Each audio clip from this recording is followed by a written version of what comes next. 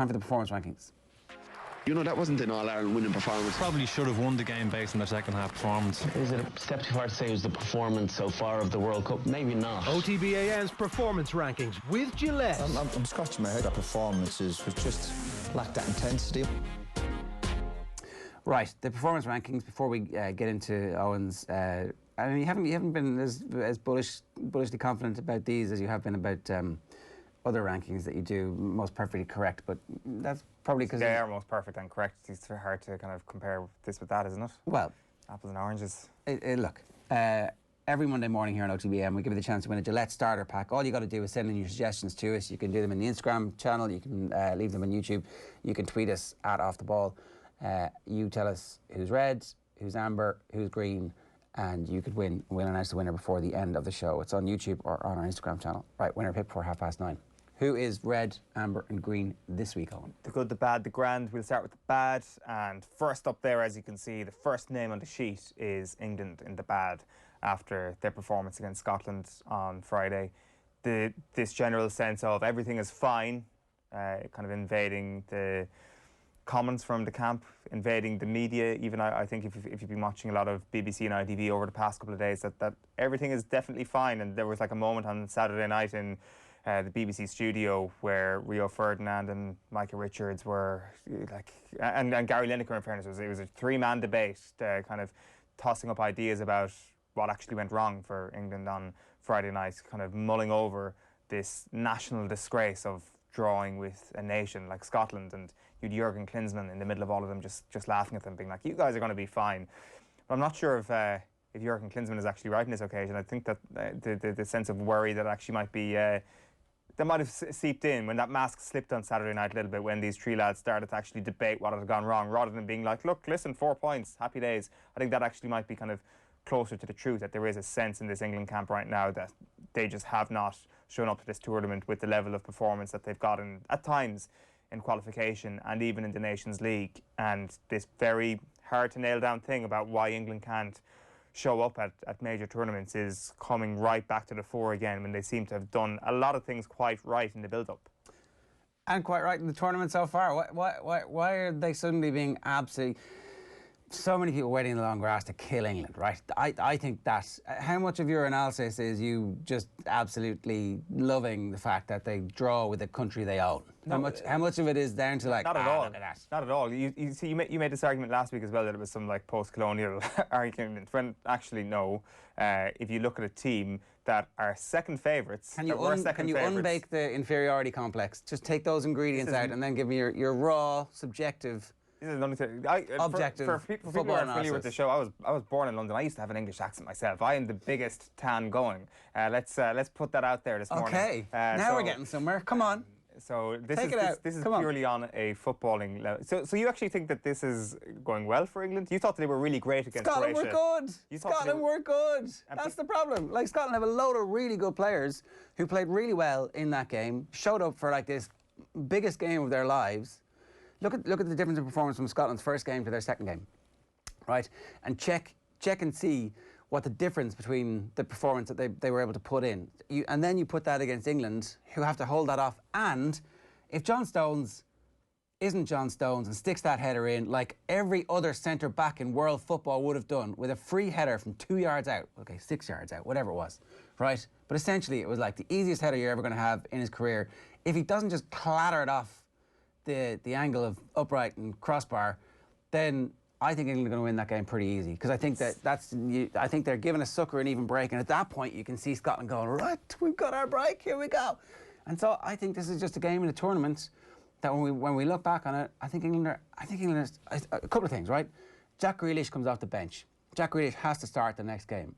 Over the course of these 3 games, he's accidentally going to find his best and most aggressive starting 11. And I think that there has to be some kind of come to Jesus moment for Gareth Southgate, where he's like, maybe being a defensively sound and very boring team isn't the best way to win the tournament, because actually our players are a little bit behind where the French team are, or where the Portugal team was 4 years ago, 5 years ago. And our best bet is to be England, as opposed to some kind of weird simulacrum of these other teams. And also, he changed the fullbacks. I don't know why he changed the fullbacks. That was just listening to listening to the public. It's like, oh, I'm going to play all my fullbacks because I brought them all and I have to justify myself. So I think that, like, This is really strange. They played really well. Scotland played really well. You're really, like, I think what's actually notable here is the effort to which you're going to defend. You're finding ways to defend this England performance rather than actually analysing what you've seen. Like this, I mean, nobody at home needs me to deconstruct your argument there. If England had taken a 1-0 lead, it would have been a different game. That's how football works. You don't score your goals. You don't execute your opportunities, and of course, you're not going to win games. So, like, we can live in the fanciful if you want. No, like, no, I'm going to believe that Kevin Kilbane scored that rebound, and we got to a quarter-final at 2002. Oh, poor Kevin Kilbane, sitting in the corner of the studio, suddenly bodied by you out of nowhere. Owen, okay, fair enough. Okay, I'm going to believe that, Lee Keegan's GPS hit Lee Keegan, Dean Rock's football that time, and Dublin don't do 4 in a row. Like, we can absolutely invent things if you want to do that this morning. My point is that England are they're still a bit fragile. They are definitely a bit mentally weak at the moment. But I'm not saying that a 0-0 draw in a derby game against a very talented side, like Scotland, completely written off here. Like, loads of really good players in that team. Tierney was sensational. Robertson was sensational. McGinn played as well as he can play. And, like, there's no reason for England to brush that team aside. There just isn't. And particularly in international football. And, OK, England definitely have problems, but not the amount of problems that your inferiority complex is suggesting here. Yeah, but you see, what is the expectation for this England team? I would have thought that as semi-finals, like they're going to have to beat a good team. See, there you go. I would be concerned about that. So I think, therefore, the evidence we have suggests that they are going to fall short of the expectation, and that's why they're in the bad. Like, it's nothing to do with me, I hate England, or this is a team to bash. They are one of the pre-tournament favourites, and they have underperformed as much as any of the other pre-tournament favourites. The only other kind of like big nation that you could say has been as disappointing, really, has been Spain. And Spain didn't have even the pre-tournament expectation that England have. Spain are a team for the future. England are a team for the now. And the now ain't looking too pretty as an England fan. You've got Gareth Southgate coming out yesterday, essentially telling the press that Harry Kane is starting tomorrow night, to shut the press up about speculating about whether or not Harry Kane's going to start tomorrow night. You've got Raheem Sterling coming out saying everything is fine in the camp, and in fairness, Raheem Sterling is put out, and he's just the man of the firing line. But like, he says stuff like Scotland was a different type of test, and I felt we got drawn into their style of play. The sort of excuse that, like, I mean, these cavemen came along and brought us down to their level. Like, it was back to front. It is not very often you'll get that at international level. Like the bang of Thomas Delaney describing Ireland as opening a tin of beans with your bare hands about those Raheem Sterling comments. Again, any other English player probably would have said the exact same thing, but it's indicative of what they're saying to each other in the camp, I feel. And this does not say to me that this is a winning environment, or a team that is about to become a winning environment. Maybe I'll be wrong. Their players are absolutely good enough to go and win this thing. But what we've seen from the first 2 games, first of all, a very mediocre performance against a terrible team, like a really terrible, not a terrible team, but a terrible performance from Croatia. And then against an OK Scotland side, they were poor. And that's what we're judging it on now. And sure, we can get into the idea of what sort of happiness levels we're getting from seeing England underperform. What kind of happiness levels? I'm dealing in facts here. What kind of happiness levels are you getting as a matter of just from watching? You know what? Actually, not a whole pile. Like, I do think that this bunch of England players, and like we've had this conversation a load of times over the last 3 years, I think since Southgate and Russia in 2018, this is genuinely a likeable bunch of players. So it is hard to have the classic sort of begrudgery around them. And I do think that the classic begrudgery, certainly from my perspective, always came down to the fact that there was this cocksure swagger about them going into every tournament.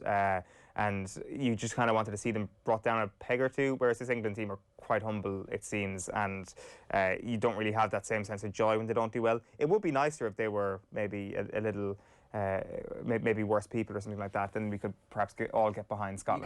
You can always find people in the media who are against them or for them, who you can inspire that level of schadenfreude for you if you want. But look, I don't know. I just think that a lot of the analysis is definitely coloured by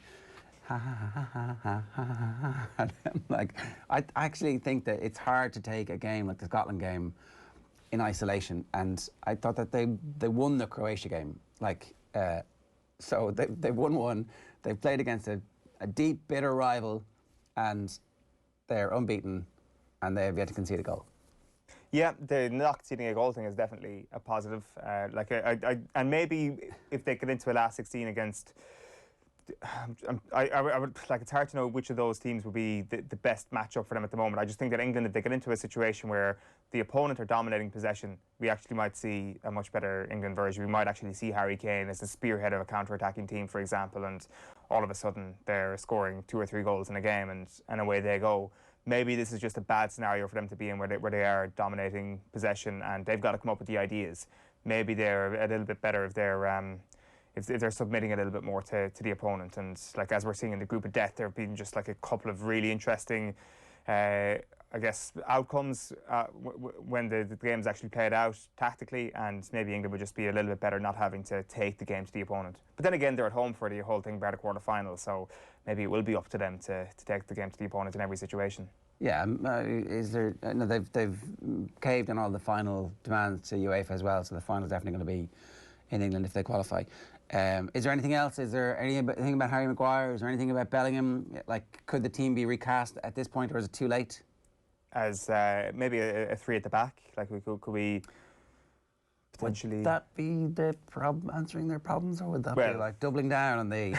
Hey, look. Maybe actually, yeah. You asked me for solutions to like it is just like it does seem to me that the 3 at the back was thrown out with Harry Maguire's injury pre-tournament. That before the tournament, everybody was like, well, it's obviously going to be 3 at the back, and maybe Trent Alexander-Arnold's injury impacts that somewhat as well.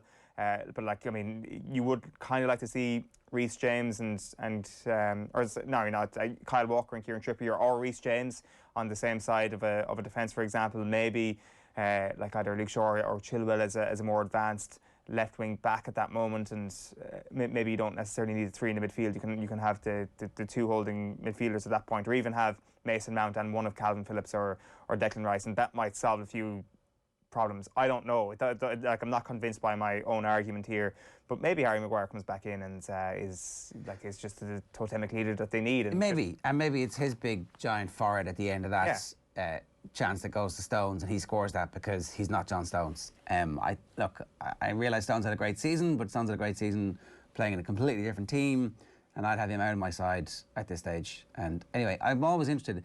What would the England team that Pep Guardiola would pick with this group of players at the moment, and how would they play football? What would the difference be?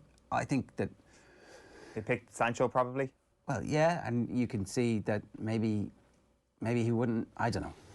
I'd be very interested to see if they're genuinely in the market for an out-and-out striker, the way everybody says they are at the moment, or if actually Pep has decided that football is best played where you've got 5 or 6 players over the course of a season who are going to score 10 to 15 goals for you. And in the England side, in the international team, what would that look like? Can you fit Grealish and Foden into the same team, and both of them playing in something close to their preferred position? And what all of a sudden does that unleash this incredible waves of creativity? And you can't plan for them as the opposition. So I don't know, an interesting thought experiment. What did you make of Jack Grealish and the Stephen O'Donnell thing? Your beloved Jack Grealish getting sledged in the most beautiful way by his opponent. Whispered sweet nothings. For anybody who didn't see this, Stephen O'Donnell, I mean, it's going to be an interesting training session when they go back the first time. McGinn told him what to do. He told him that you can get in his head by complimenting him, not by giving him crap. So he was like, oh, you have beautiful calves. Such big, beautiful calves. You're so talented. Wow, look at the size of your calves. They're amazing. And you don't even shave them. It was like weird, very particular detail, but brilliant, obviously, genius. How do you get your hair to look like that? It's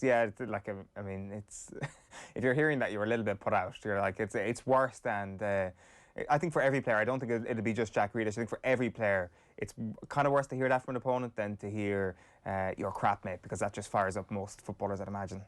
But he was just getting sick of it at that stage. He was sick of running back Stephen O'Donnell, he said. And yeah, John McGinn sold his mate out and found out how to get at Jack Grealish. So there is your problem. Scotland are just really good at trash talking, as it turns out. There's number 5, England. We can fly through some of the rest of these. Yeah. We've got a bit of time, so we've still got another 10 minutes. If anybody has anything they want to get off their chest right now, about your Schadenfreude or your love of this English team.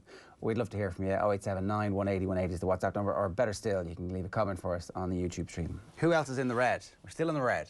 Still in the red. I'm just going to stick France in here pretty quickly and move on. This is again quite. I think this is probably just a bit. It would probably come back to bite us a little bit more than England possibly putting France in here. This is just based on the draw against Hungary. I know you're going into a cauldron in Budapest, but like if we want to be, if we want to revise history here completely and alter the entire thing, you could look back at that France-Germany game now and say to yourself, was there a little bit of an issue in how France didn't actually kill off that game?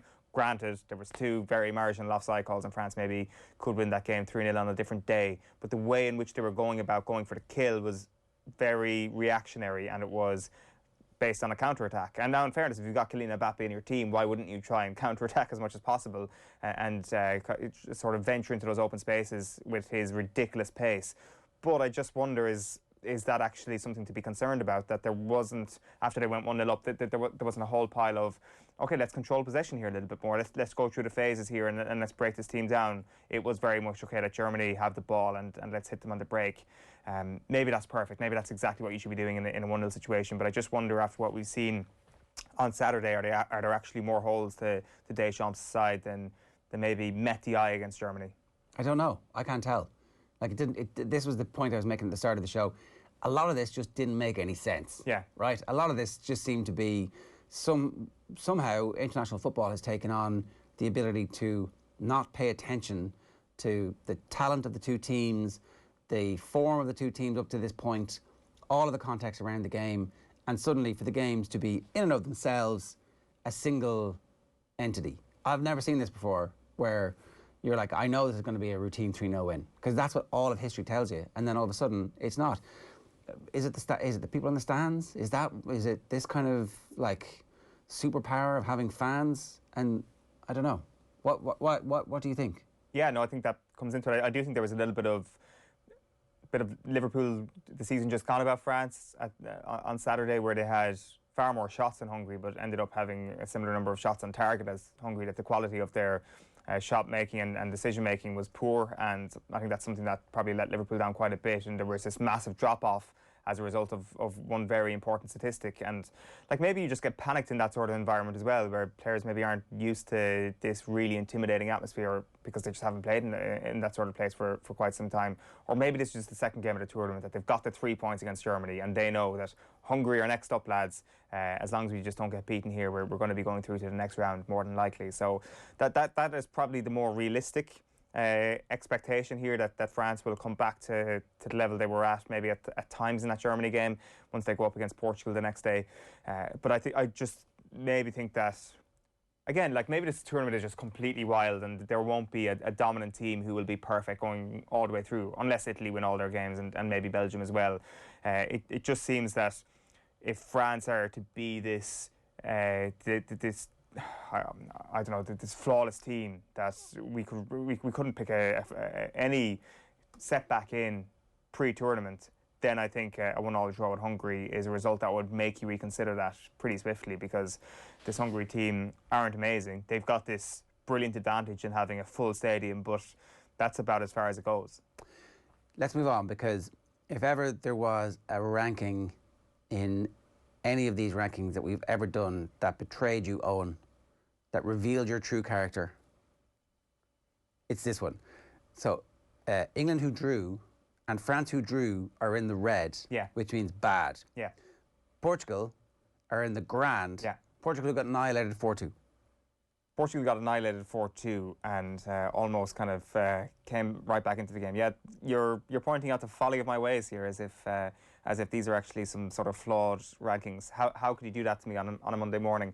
I think that, first of all, the quality of opposition here needs to come into play. England were playing Scotland, France were playing Hungary, Portugal were playing Germany. And sound a bit like Raheem Sterling there, Ron, but go on. Well, I mean, Germany, I don't know, I'd said pre-tournament that they might do something in that first game against France. If that France game was the game to watch, just watch out, don't write off these Germans just yet. And it didn't happen, and I was a little bit disappointed. I was like, okay, well, that was one of many, many bad takes. When in actual fact, what I should have just said was, watch out for Germany in this group, and they will do something in this group. And as it turned out, they did do something in this group, and they were phenomenal on Saturday in so many different ways. But one of the major reasons why they were phenomenal in so many different ways was that Portugal just didn't really seem to realise what was going on. And Santos, I don't know, like, was he just looking at one side of the pitch, or had he just like looked at Robin Gosens and said to himself, well, that guy is not somebody who's registered in our radar too much. He's managed to pop up on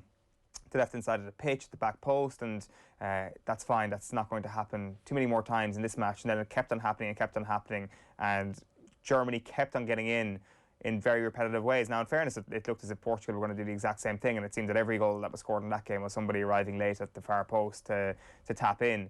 And I just feel that the way they got hammered at the weekend is such a fixable thing. Maybe you blame the manager, maybe the manager doesn't have it in him to find his way out of those situations. But I think if you're looking at a team who have quality to go and win this thing, I would still absolutely have Portugal in that position, and I still think that there were just a multitude of different factors at play at the weekend in that crazy game that ensured that they lost. Like maybe it's because they've proven it at the very last Euros, but this is a team that can come back from a 4-2 defeat and absolutely be in the business end come the end of the tournament. And a moment for Cristiano Ronaldo for the opening goal. Like, he didn't think he was onside. There was definitely it looked like it was a conflab with everybody. Just pretend. Let's keep going with this. But look, they gave it, and I'm sure that you could have found a VAR armpit to disallow it if you wanted to. But in the meantime, as soon as he headers the ball from the corner, he knows there's a goal on. Like, and the sprint is so spectacular. Yeah. I thought, because the elasticity is supposed to be gone from the jump. In the first game, there was a header that he couldn't quite reach the way we know he would have reached when he was 26 or 19. But that goal was like, wow. Yeah, it was stunning, and like, even it felt at that point that there was just this great arrival even from Jota in this tournament. I know he scores later in the game, but for me it was that moment where he just squares the ball for Ronaldo, because in the previous game against Hungary he obviously had that opportunity and he takes it himself, and Ronaldo eats him out of it. And that's just this moment where you're like, Jota, what's the correct thing to do in this situation? And maybe he got a shot, and maybe that was the right thing to do against Hungary, but he learned his lesson, and he came back a few days later and was like, all right, my job as a teammate of Cristiano Ronaldo's is to pass the ball to Cristiano Ronaldo. And he did that on Saturday, and you thought, right, okay, Portugal have figured this thing out. Now, the problem is that they conceded 4 goals, which it would certainly lead to, is a bit of a drawback when you get a little bit excited by Jota squaring the ball for Ronaldo earlier on. But just figure out the fact that they've got wing backs who are going to kill you, and if you play that game again in the morning, maybe if they realise that wing backs exist and Kimmich is good at football as well as Gosens, then maybe this thing goes differently. I just think that there's a paper-thin difference between what looks like a really poor result for Portugal and what they could have come out of that game at, which might have been actually a positive result. Okay, so they're in the grand. In the good, we have Italy and Germany. Yeah. So we will start with Italy. Italy have just been sensational this tournament. I'm sure a lot of people have them as tournament favourites at this point. I think that when it comes to the Portugal conversation we just had, I do think that there is real credence in saying that Italy just haven't been properly tested yet. And that's nothing to do with Italy, it's to do with Portugal, and it's to do with the fact that they've properly been put up against it by Germany, and even on a tactical level to see what they will be up against in the knockout stages. Italy possibly haven't seen that yet, but it doesn't change the fact that they've been awesome. And they say time is undefeated, but I'm not sure if time has ever come up against Leonardo or Bonucci. I know Chiellini is out at the moment, but I would say that he probably goes along the same lines. I don't think David Meyler will be singing on the final day of the tournament. I think Italy may win this tournament, but unfortunately our buddy Ciro Immobile might let us down. We really needed him to play and score last night for the Golden Boot. You need somebody to bully an opposition on the final day of a group stage. And the big step forward for Italy is that they played a second-string team and didn't get stung by a Robbie Brady-esque header this time. So they've come so far in just 5 years. And Germany. Germany, well, yeah, this comes back to what we were saying earlier on, that Germany are Germany. They have a collection of players that are good enough to beat a lot of teams around Europe, and maybe there was this massive overreaction last year to a game played in a vacuous stadium in a tournament that maybe not a lot of people care about, which was that 6-0 hammering against Spain. Maybe even reading into that could have been a sensible thing on the other hand, because you think to yourself, right, well, they've got a number of months to get this thing back on track. It did seem after the first game that you're looking at maybe like Hummels and Muller, even though they were pretty good, and you're like, are these guys the answer? Are these guys coming back actually? Is bringing them back a good idea when Love initially thought that they weren't good enough to play international football anymore? These are the sort of reactive questions you ask yourself when you lose the first game of the tournament. And then after Saturday, the whole thing flips on its head, and it's like Mats Hummels and Thomas Muller, absolutely the correct call to bring them back, because they are absolutely quality, and they have at one period or another been some of the best players in Europe in their position. And it all clicked lovely for them on Saturday. We'll do more Germany talk a little bit later on this week. We'll do more Italian talk with James Horncastle in a moment. Obviously this was a Euro special. We should have said that at the very start. We're going to do Euro specials, performance rankings for the duration of the tournament, which meant there was no room for loads of other big people, big stories from the weekend. John Ram would have been in the green, obviously. We'll talk about that with Nathan a little bit later on. Leona Maguire, bogey-free final round to finish second in America. This is her best finish on the PGA Tour so far. She should definitely have been in this, and would have been if we had been doing this normally, right? Yeah, $214,000 was her payday from the weekend in Michigan. 13th now in the LPGA Order of Merit. And like, you don't want to tempt fate, but it looks like we're going to have an Irish player in the Solheim Cup this year. And a future major winner right there. Would Rory McIlroy have been in the red or the amber? Like he competed. He's certainly making confident noises, saying that he got something from this week for the first time in a long time. Yeah, definitely in the grand. I think that actually talking about a major Sunday and being really looking forward to a major Sunday with McIlroy involved felt odd and unusual in a brilliant way yesterday. Now, I think it was just this great prelude to what could have been a phenomenal finish yesterday, but obviously on the 11th and 12th hole for Rory, for Bryson, things just went a little bit south for them. Well, a lot south for them. The Ireland Sevens team qualified for the Olympic Games. Yeah, the most photogenic team in sport. I'm not sure, is it selfies they were taking on the back of the newspapers this morning, or if a photographer was there, but they're certainly looking happy, and like this incredible comeback as well in that win against France yesterday. 28-19 was the final score. They were 12-7 down. I was going to make it, this is the first time that they've been relevant since Greg O'Shea. But he's back playing for them. He's back playing for them, yeah. He's given up the celebrity lifestyle. The Love Island lifestyle, yeah, to go and play sevens rugby. And like, if people haven't seen the Billy Dardis interview at full time, go and check that out on social media. It's absolutely brilliant. Just talking about the turnover of players. Obviously, the sevens has been this. It's actually one of the success stories in a 15 sense when you think about like Robert Balakoon and Hugo Keenan. But if you're a sevens player, that's not a success story at all. You're taking all our best players, and all our best players are constantly are leaving. So you kind of need to strike while the iron is hot a little bit, get players back from the influencer game maybe, and they've managed to maintain a level that's going to take them all the way to the Olympics. So they're in the top 12 teams in the world. Well, at least they'll be ready for all the fame that is coming their way when they win gold. 3 minutes past 8 this morning here on OTB AM. Very busy show for you to come. That is your performance rankings this week. OTB AM's performance rankings with Gillette.